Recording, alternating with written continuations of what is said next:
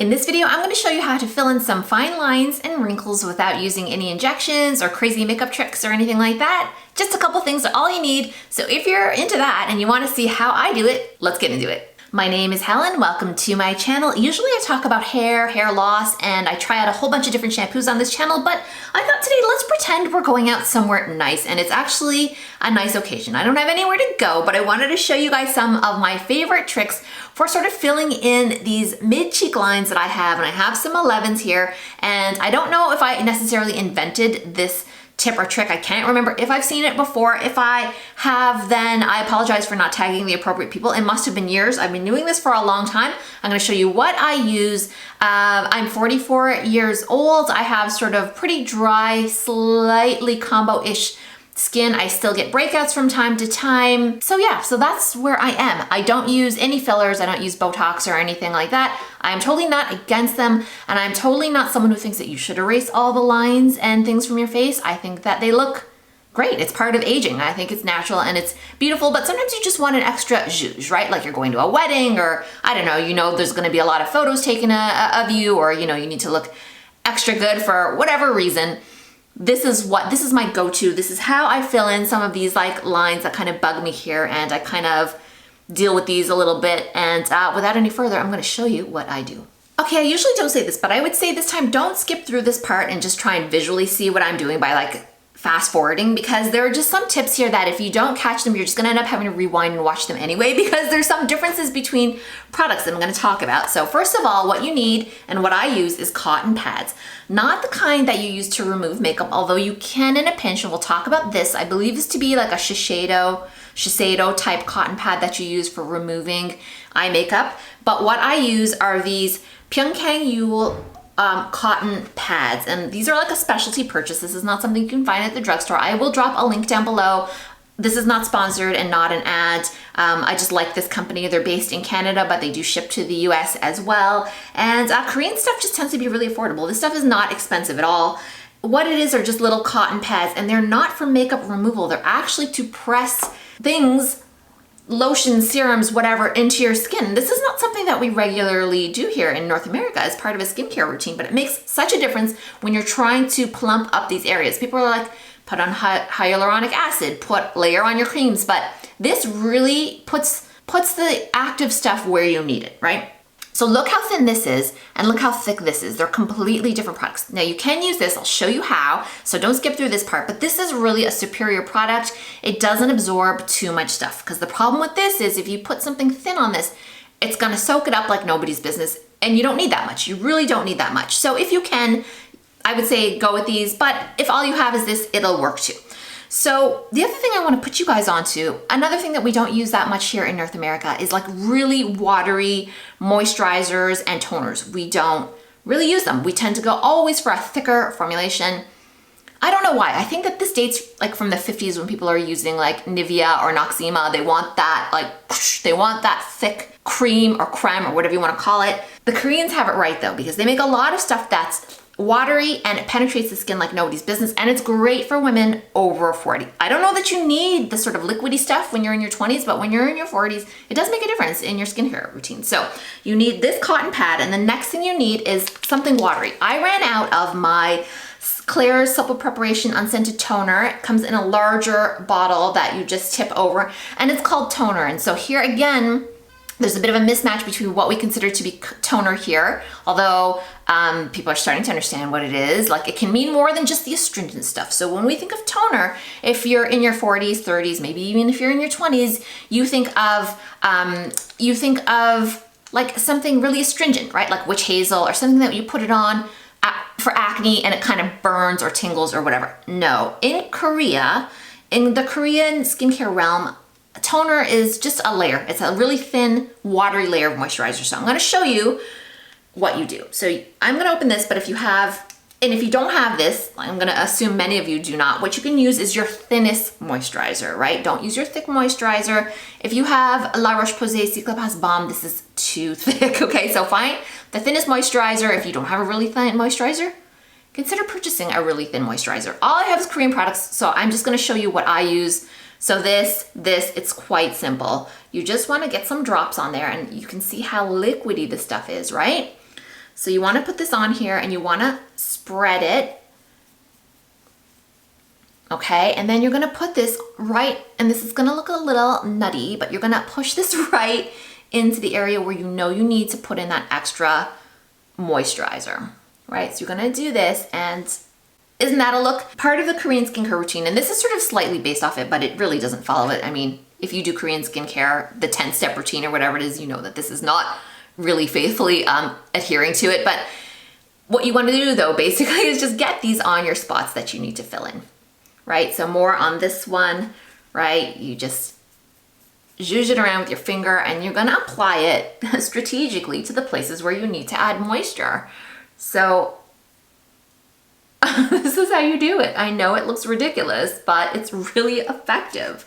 So I've got one here where my 11s are, and I would love to have Botox for them, but who's got time for that now? And I know I look utterly ridiculous. Another thing you can do is use a Korean face mask, the whole face mask, but I find them like on a sensory level kind of a lot. I find that they kind of feel very wet, and I think this just kind of micro targets the area, right? So what I do is I just kind of press it in. Of course, when you're pressing it in, you're also giving yourself a small element of massage, but I don't go at it too much, right? I kind of just leave them and I kind of just, this is it. This is how you do it, basically. Okay, so you just let that sink in. So I'm gonna let this sink in. I'm gonna do something, check my email, and I'll be back in about maybe 5 minutes or so. You don't need longer than that. And this is also why it's really not suitable for day to day. This is like when you're going to a special event, and I'm laughing because I know this is faintly ridiculous, but honestly it does get the moisturizer really targeted where you need it. So I'll see you in a couple minutes. So it's like 7 minutes later. I've let these really sink in and they've done a really nice job. I'm gonna show you how to use just a regular cotton pad now with whatever kind of moisturizer you have. You can keep using these, maybe not like the next day or anything like that, but if you are going out and this part of you is gonna be showing you like your decolletage, look at me, I have these like, these three lines that go down here, and a lot of us have these. So if your skin is not sensitive here, then you can go ahead and just reuse these. There's some left. You can add a bit more, but you can put it here to sort of plump this area up as well if you want. It will do the same thing that it did up here with these lines. Okay, so I'm going to pop over by the window and show you before and then show you in after so you can see for yourself if it did anything to help sort of plump up those lines.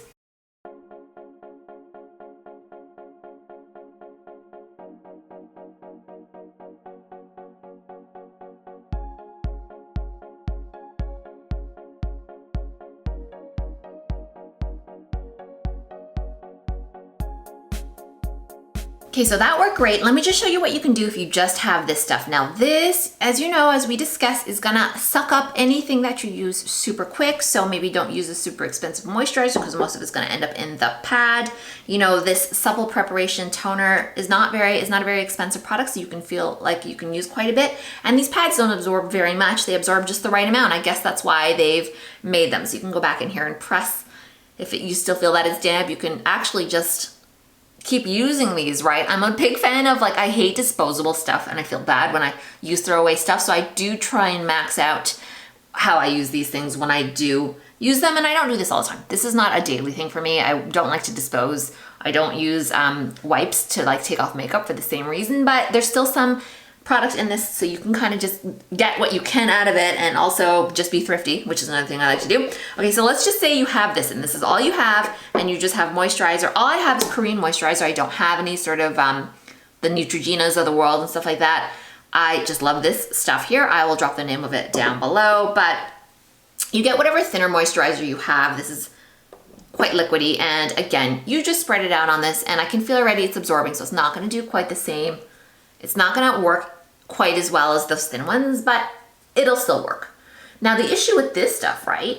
Again, I can't remember if this is the Shiseido brand cotton pad or sort of like a knockoff that you get from the pharmacy, but you can use these as well. And it will work, but the problem is they can shed a little bit. So again, not as ideal, not meant for this, really meant for removing makeup. So same idea, you would just put these on and you would let them rest for a bit. But be generous with the moisturizer on these ones, because if you don't, it's gonna pull the moisturizer out of your face rather than push it in. So if you're gonna be using just the regular old cotton pads, be generous with the moisturizer that you're putting on them. So, okay, so this is done. So now what in terms of skincare routine and makeup? I'm gonna show you. So the imaginary thing I'm gonna be doing right now is going out for an event. You know, if you're going somewhere where you're gonna be in the sun, obviously, or it's just the daytime, you're gonna be in and out of your car, you definitely wanna make sure you put on your SPF.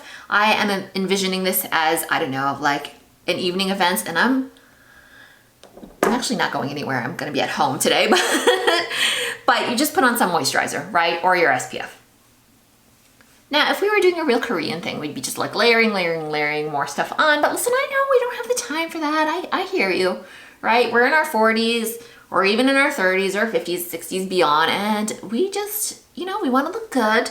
We want to be moisturized, but we don't want to be so fussy when we're doing like 14 steps, right? So we're only down to a couple right now. And this is pretty much it. And I just let this sink in and dry. And now I'm gonna show you some makeup tips because, you know, they are still visible. Like nothing's really gonna completely get rid of that. And I wouldn't want it to. I'm in my 40s. I don't wanna look 20. I like to look my age. So come back and we'll do a bit of a get ready with me with some makeup, and I'll just share some more thoughts and stuff like that. And remember to like and subscribe. I know this is not my usual kind of content, but if you like and you subscribe, that helps to support the work I do here at no cost to you. I won't go into a long preamble, but I do a lot of hair loss stuff for women, and I don't accept any sponsorship from hair loss type products. And I don't have any ads for others as well that target hair loss, because a lot of them can be scammy and I don't want to go there. So if you like, subscribe. That's a free way to help support the work that I do here. All right, back in a minute. So now let's talk about the best foundation to try and, I guess, conceal these lines and stuff like that. And again, there's nothing wrong with having them.